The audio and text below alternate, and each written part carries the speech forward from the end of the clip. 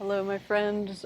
I'm Tanya from Move Deeply, and today I have a video just to um, address the idea of what is keeping you in pain, why that's happening, and how you can release it. And it's definitely a topic that has a lot of different answers, but I'm offering you one from a somatic perspective. So I'd like you to consider what you do on the average day. Just think about your day-to-day routine, getting up in the morning, going to make some food, eating, maybe going to work, driving in your car, uh, and then maybe doing a workout at some point in the day, or maybe not, and closing off the day with a bit of TV time, sitting, reading, and thinking about what those habitual movements are doing in your body. I like to compare it to the idea of a computer. So your day-to-day activities are being programmed into your brain, and your nervous system is making sure you're doing all those things as efficiently as possible so you don't need to think about them.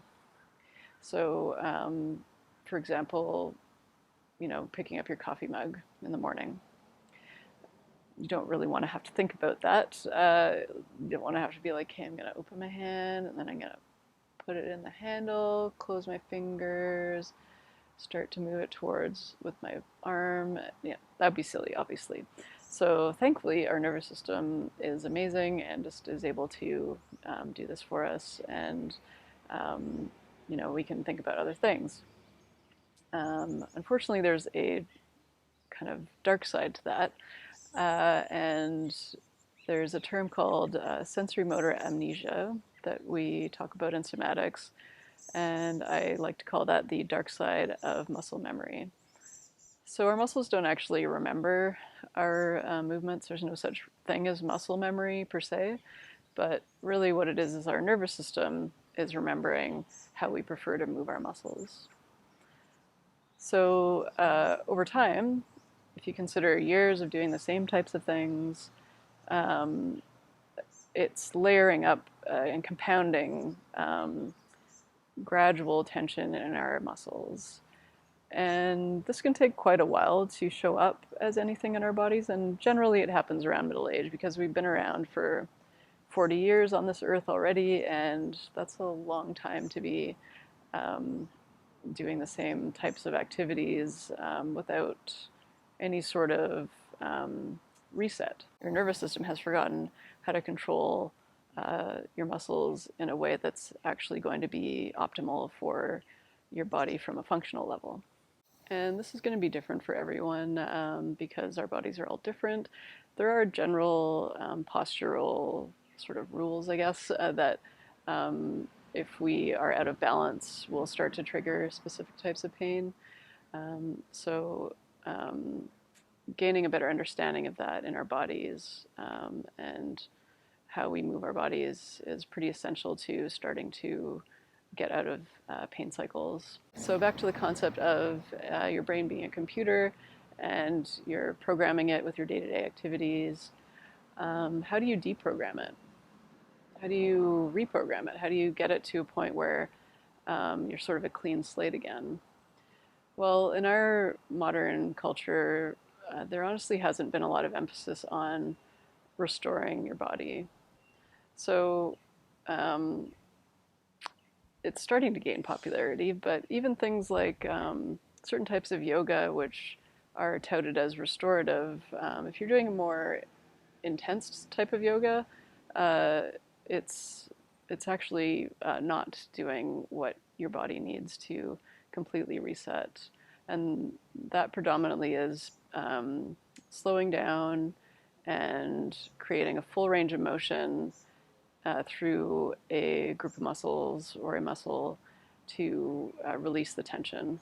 So if you do regular exercise, this is considered sort of what we do in our lives. We maintain our bodies with good diet, doing regular exercise, um, but essentially there's a missing link happening here, and that missing link is a restorative practice like somatics, because this is like taking your car to the shop where you get it tuned up, and then it's ready to go for another few months smoothly with no problems. So if you're not doing that with your body on a truly restorative level, and I'm not talking going for massages, going to Cairo, going to the spa, that kind of thing, um, because that is generally treating symptoms and it's not teaching your nervous system how to use your muscles better. Um, it's it's a really important part of life, I think, to be proactive with our bodies. And being proactive isn't something our society tends to do. We're very reactive. Um, I mean, just look at the pandemic. We didn't. Most countries, if not all, were not prepared for what happened because they kept putting it off and not really seeing it as a problem. And and then, of course, when the problem came, there was a mad rush to try to fix things, and it took a long time for everyone to get on their feet. So you can use that same metaphor for your own body. If you're not putting into place a practice that is allowing your body to regain control and um, calm down and reduce stress physically, then it's going to build up and it's probably going to result in some pain. And then you'll be spending hours, days, months recovering. You might injure yourself because you just haven't got as much control over your body as you thought you did. And then you're stuck in that loop, that cycle of treating your pain, feeling okay, getting back flare getting back to work and then getting a flare up and it all starts over again. And it may feel like you've tried everything at this point, but if you haven't tried somatics or if you haven't given it much time, honestly, you haven't tried everything because my students come to me usually in pain and or feeling like their bodies are on the way there, not functioning the way that used to. So they're starting off coming from that more treatment reactive perspective, which is totally normal. And once they spend more time with it, it goes so much more beyond the exercise. It goes into a complete perspective shift of and lifestyle change where they're no longer trying to fix things that hurt.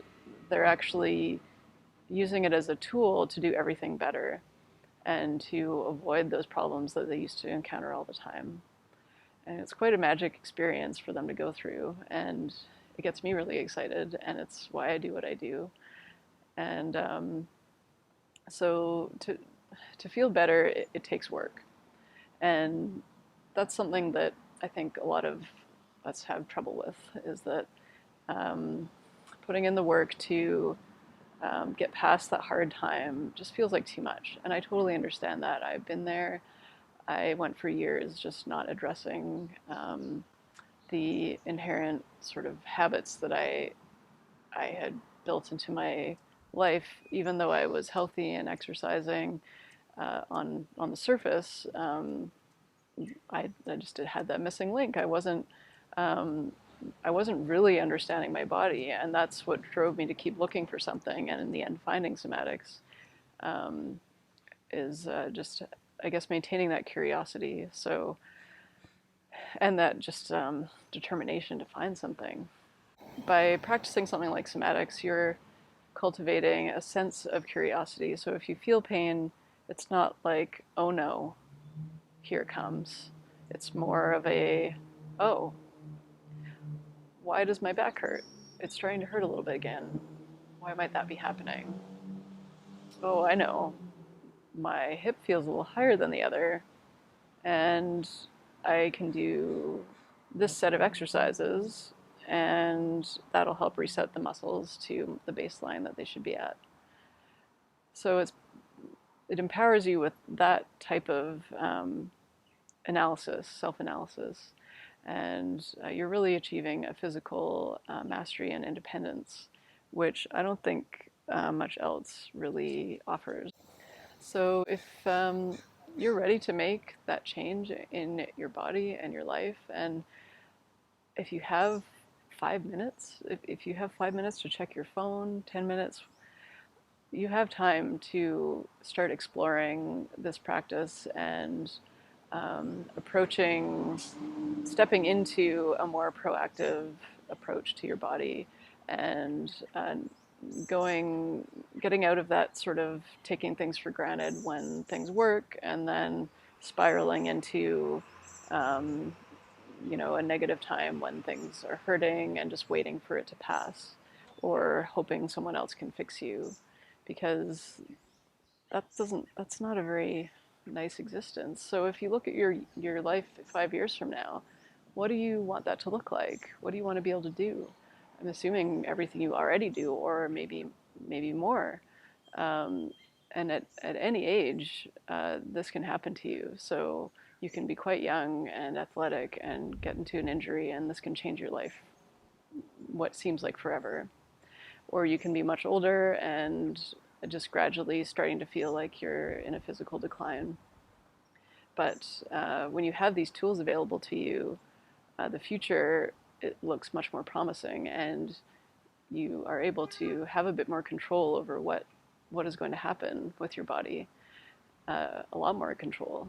And if something really bad does happen, where you unfortunately get into an accident, you have access to a practice and a mentality that will help you get through that much more easily and recover much more quickly.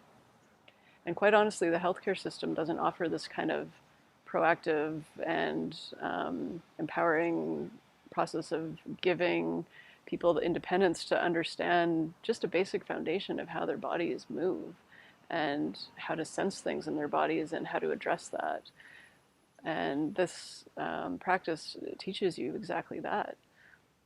So um, I'm here to help you as your guide through that process, and to help you identify those habits, those tendencies, those patterns that have created that sensory motor amnesia in your body, and help you flip the perspective and work through building those new habits, and being able to identify when you're going back into the other habits, and what you can do to counter the day-to-day things that you have to do.